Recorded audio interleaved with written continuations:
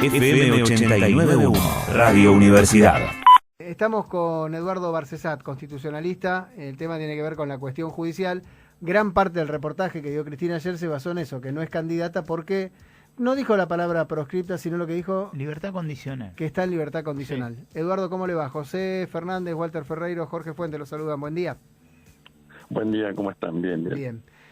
¿Hay algo de esto de libertad condicional? ¿Es una exageración? ¿Es una manera de contar lo que le pasa? ¿Qué cree usted? Bueno, digamos, desde el punto de vista técnico-jurídico, no es libertad condicional. Ella está sujeta a proceso, pero no tiene prisión preventiva o pedido de prisión preventiva.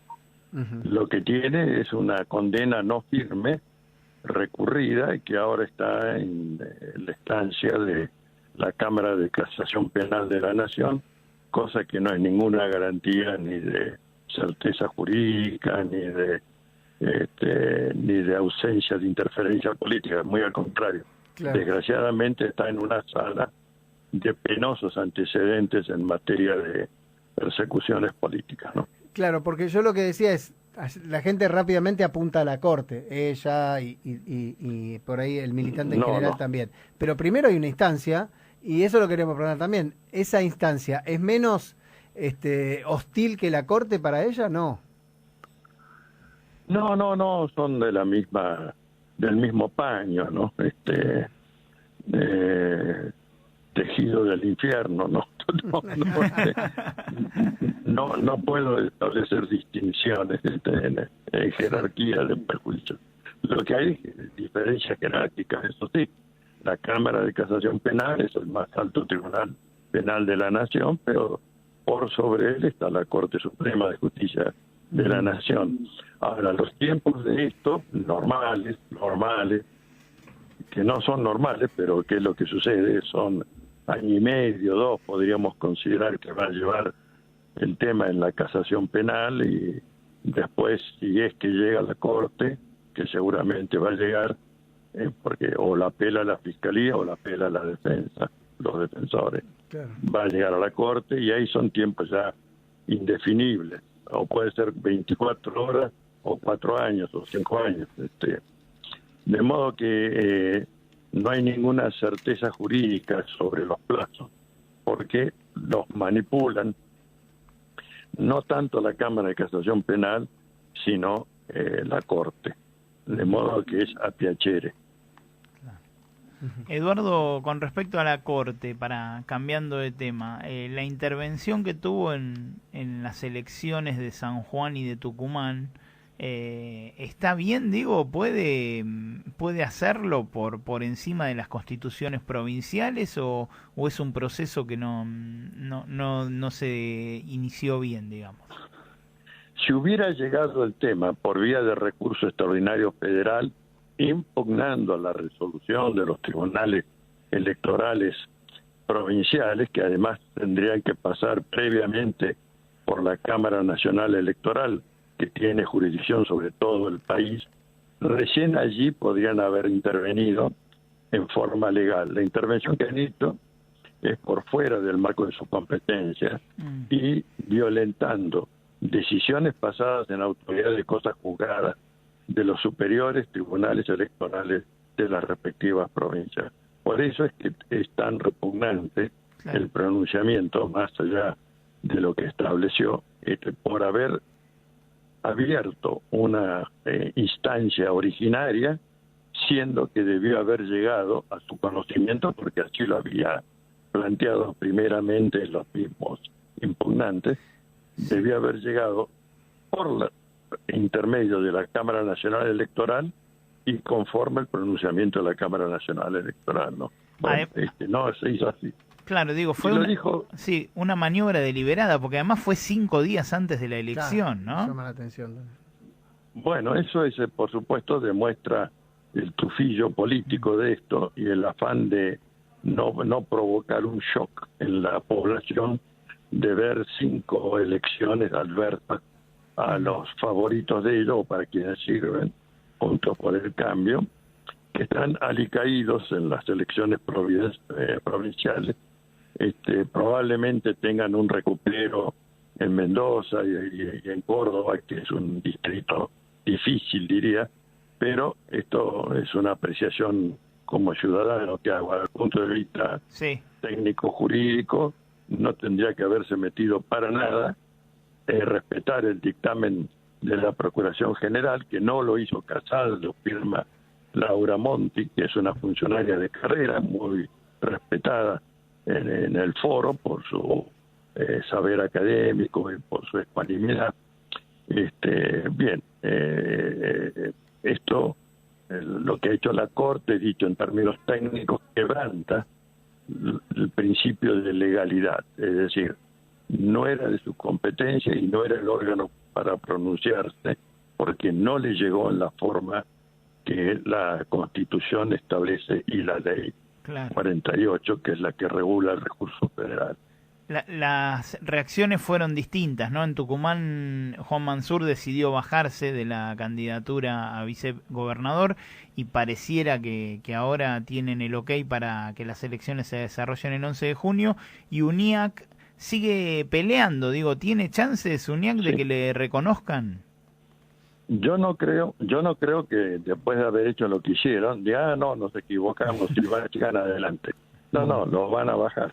Claro, seguramente, pero me parece de honestidad intelectual lo que se hizo en San Juan de, habilitar las elecciones de los otros cargos y de mantener la candidatura de UNIAC sin permitir que, digamos, se pisotee la autonomía provincial. Lo de Mansur es quizás políticamente más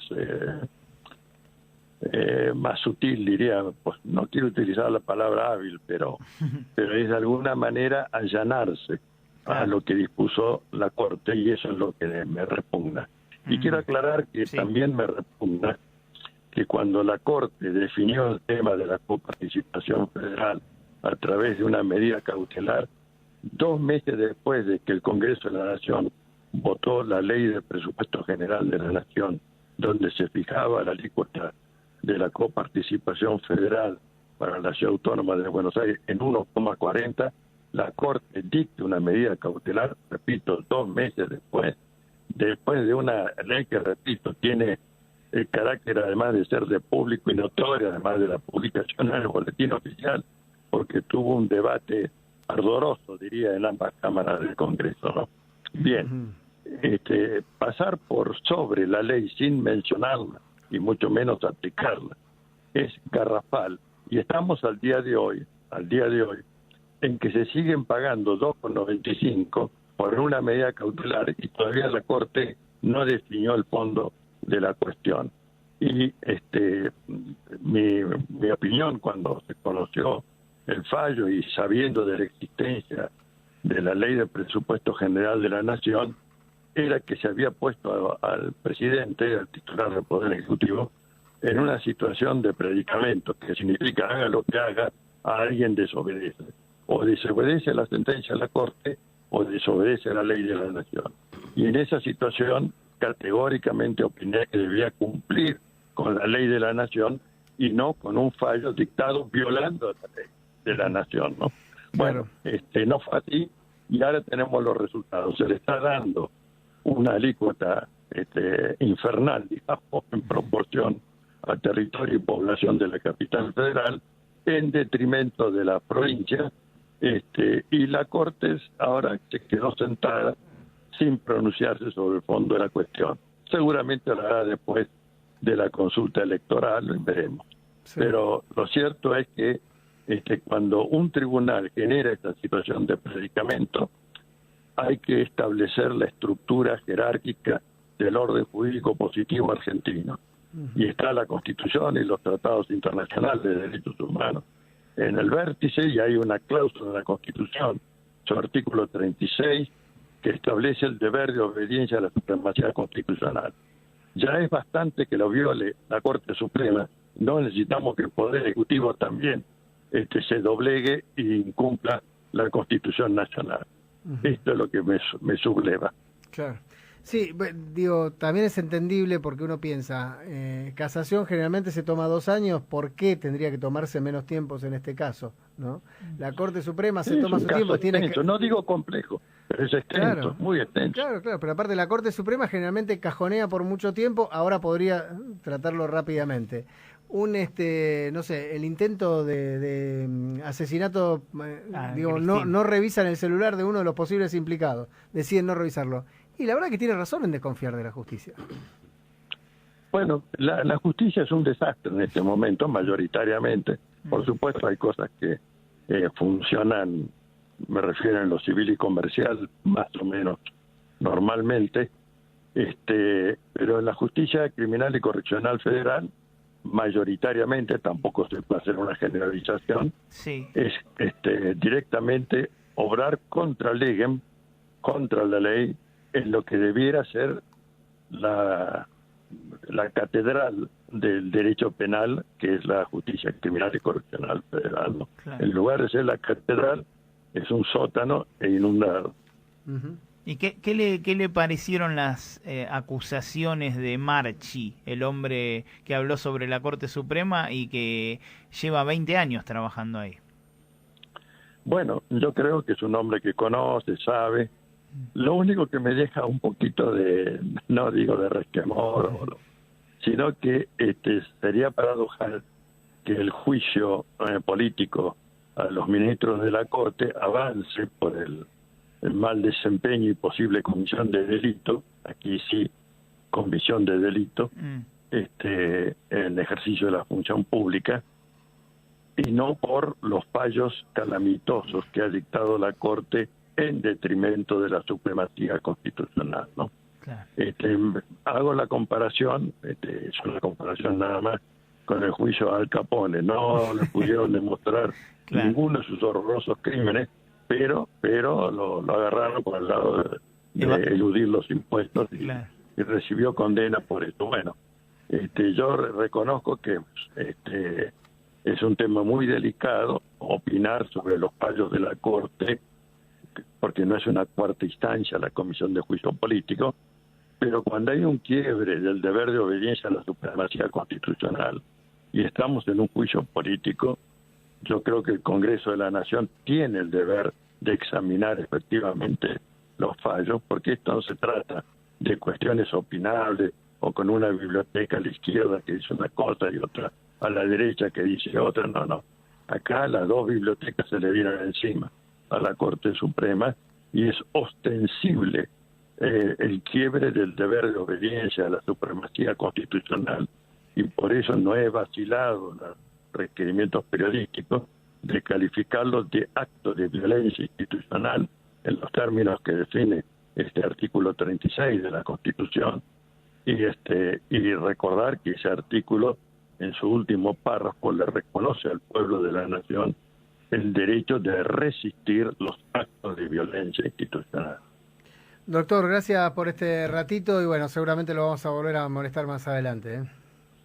Perfecto. Hasta pronto. Desde la Universidad Nacional de La Matanza, Radio Universidad FM 89.1. Siempre cerca.